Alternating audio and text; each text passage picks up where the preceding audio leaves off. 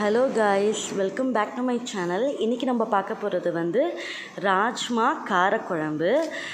ராஜ்மாவை நான் நைட்டே ஊற வச்சிட்டேன். மார்னிங் சாப்பாடு வடிக்கும்போது குக்கர்லேயே நான் அதை வேக வச்சிட்டேன்.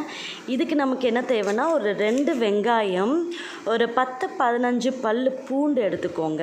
இது நல்லா நல்லெண்ணெயில் பண்ணுங்கள், அப்போ தான் ரொம்ப சூப்பராக இருக்கும். 2 to 3 days நம்ம ஸ்டோர் பண்ணி சாப்பிட்லாம். இட்லிக்கு, சப்பாத்திக்கு, அதுக்கப்புறம் தோசைக்கு நம்ம சாப்பிட்லாம். சாப்பாடும் கலந்து சாப்பிட்லாம். நல்லெண்ணெய், தாளிப்புக்கு கடுகு, உளுத்தம்பருப்பு, கடலைப்பருப்பு, காஞ்ச மிளகா, வெந்தயம், 2 சீரகம் இதை போட்டு நல்லா தாளிச்சிட்டேன்.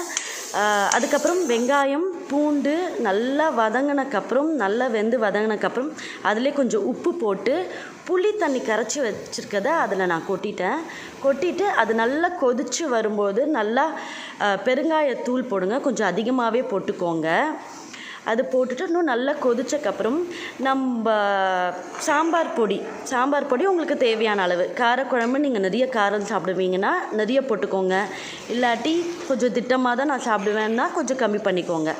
சாம்பார் பொடி போட்ட உடனே ஒரு கொதி வந்தக்கப்புறம் நம்ம வேக வச்சுருக்க அந்த ராஜ்மாவை அதில் போட்டுருங்க. போட்டுட்டு நல்லா சுண்டி வரணும், அந்த எண்ணெயெல்லாம் கொஞ்சம் பிரிஞ்சு வரணும். நல்லெண்ணெய்